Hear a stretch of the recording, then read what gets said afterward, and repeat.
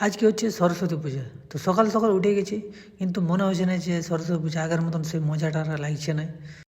আর এদিকে রন আর আমাদের রনি দুজনে পুরা ফুর্তি করছে সরস্বতী পূজা বটে বলে আজকে। তো আজ হচ্ছে বাসি ভাত, সেই জন্য বাজার থেকে সকাল সকাল আজ বড় একটা মাছ আনা হয়েছে, যেটা প্রত্যেক বছর আমাদের লাগে সরস্বতী পূজায়। তো মাছ কাটা চলছে, আর ইয়ারা দুজন মাছ কাটা দেখছে বসে বসে এখানে।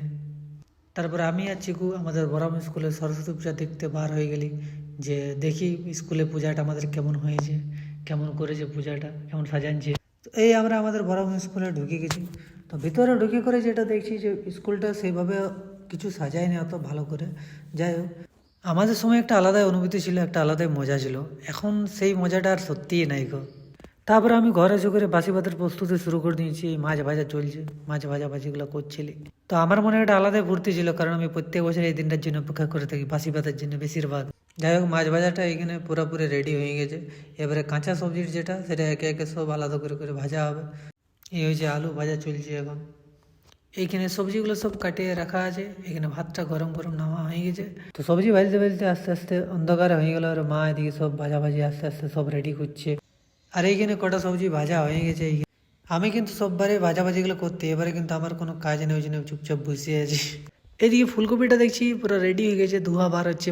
তো এবারে মাছের ঝালটা রেডি করা হয়েছে, মশলাটা মাছটাকে পুরোপুরি রেডি করে আর ওঠানে বাকি তালি খায় শেষ। তো এবারে কালকে সকালের অপেক্ষা বাসি ভাত খাওয়ার অপেক্ষায় আছি, ওই জন্য মনে মনে একটু ফুর্তি লাগছে। তো এইখানে মাছের মশলা যে গন্ধটা উঠছে দারুণ, এই গন্ধটার সঙ্গে আমার মনে তোমার লোভ লাগছিল, ওই জন্য বসে বসে ভাবতেছিলি যে কখন কালকে সকাল হবে আর এই বাসি ভাত খাবো, ওই জন্য ফুর্তি লেগেছিল মনটা। আর আমি মনে মনে তোমার হাসতেছিলি সব। এদিকে মাছের ঝোলটা দেখছি পুরা ফুটছে টকবক টকবক করে। তারপরে মাছটা ঝোলটার মধ্যে ঢালি দিয়ে হয়েছে, মাছটা এখন কিছুক্ষণ ফুটছে। তো এই মাছটার উপরে ধনে পাতা কিছুগুলো দিয়ে করে মাছটাকে এমনি রেখে দিয়েছি কিছুক্ষণ গন্ধ আসার জন্যে, তাহলে সব রেডি হয়ে যাবে। তো তারপরের দিন সকালে আমাদের থালা রেডি বাসি ভাত খাওয়ার জন্যে, আর আমিও রেডি বাসি ভাত খাওয়ার জন্যে। তো এই আমাদের বাসি ভাতের খাবারগুলো সব থালায় সাজানো হয়ে গেছে, যেটার অপেক্ষা আমি প্রত্যেক বছরেই করি এই দিনটার জন্য, কারণ এইটা আমার কাছে অনেক স্পেশাল খাবার। আর এখানে রনি বসে আছে, আর এদিকে আমি, আর আমরা বসে গেছি। আজকে বাসি ভাত খাওয়া হচ্ছে। কি আরাম বাসি ভাত। চলো বাসি ভাতের মেনুগুলো সব বলে দিচ্ছি কী কী আছে।